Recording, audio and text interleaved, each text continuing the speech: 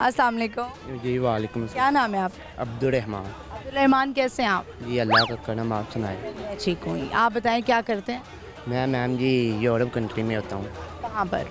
यूनान।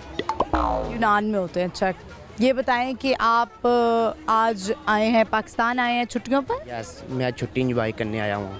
कैसा लग रहा है? अच्छा लग रहा है। कब वापस जा रहे हैं? ये मेरी 26 तारीख को टिकट है वापस। ठीक है, ये बताएं कि आप क्या सुनाना चाहेंगे? मैं ये सुनाना चाहता हूँ कि हर लड़कों को जौन से नौजवान है वो अपना अपना काम करे। जब मेरी थी 16 साल उम्र, जब मैं डंकी लगा कर गया था 2019। डंकी लगा कर गए थे? यस, बताओ, पूरी स्टोरी बताओ। 2019 में मैं डंकी लगा कर गया था, तब मेरी 16 साल उम्र थी।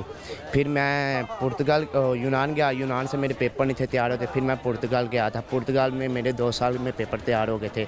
अब मैं चला गया हूँ इटली। इटली से मेरे पेपर, मैं पुर्तगाल से लेके इटली गया था, इटली से अब मैं छुट्टी आया। डंकी की स्टोरी सुनाओ ना, कैसे गए, किसने क्या किया, बॉर्डर पार कराए, वो सारी स्टोरी सुनाओ। मेरा गोले की का एजेंट था हैड खान के साथ। मुझे था? गोले की का एजेंट जौन सा डंकी लगवाता है, तो मुझे शौक़ था कि यूरोप जाना है, यूरोप जाना है। मैंने अपने वाले साहब के साथ बात की कि वाले साहब मैंने बाहर जाना है।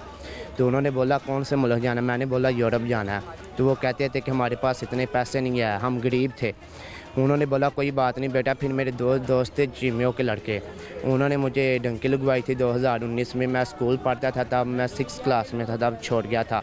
फिर मैं यहाँ से गया था कोयटा, कोयटा से इराक़ गया था, इराक़ से तुर्की गया था, तुर्की से मैं यूनान गया था, तुर्की की बारिश में पकड़ा भी गया था।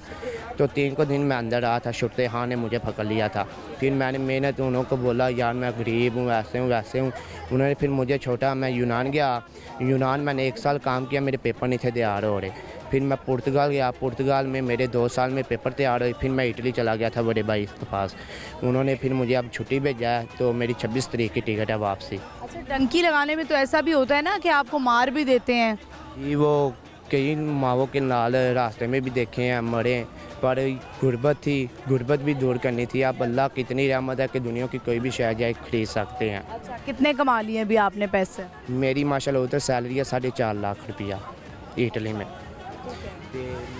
सिस्टर की शादी करनी थी, वो उन्होंने की शादी की, एंजॉय किया। अब मैंने बोला लाहौर चिड़ियाघर से चक्कर लगाएं। 26 तारीख को मेरी वापसी है। 26 को वापसी है, ठीक है। तो अब आपकी उम्र क्या हो गई है? अब मेरी उम्र हो गया 23 साल। 23 साल हो गई है, ठीक है। तो आपको लगता है कि ये जो डंकी का तरीका है ये गैर कानूनी है? जी, ये होना चाहिए? ना, ये कभी नहीं होना। चाहे आप जितने मर्जी गरीब हो, चाहे आपके जो मर्जी हालात हों, लेकिन जान से प्यारी तो कोई चीज़ नहीं है ना। नहीं, ये तो मौत को मुनासिब करना पड़ता है, क्योंकि बहुत रास्ते में आती हैं। एक मेरी भी माँ थी जिसने मुझे बोला था कि बेटा ना जाओ, मैंने बोला माँ जाने जाना है। अब अल्लाह का करम है। कितने बहन भाई थे आप? हम 3 भाई हैं, 4 सिस्टरें हैं। चलें, तो मुझे ये बताएं, आज का हमारा सवाल है, आपसे पूछते हैं कि अपना वो कौन सा जानवर है जिसकी ज़बान नहीं होती? ये तो मुझे भी नहीं पता, आपसे सुना का मारे प्रदेश के बारे में।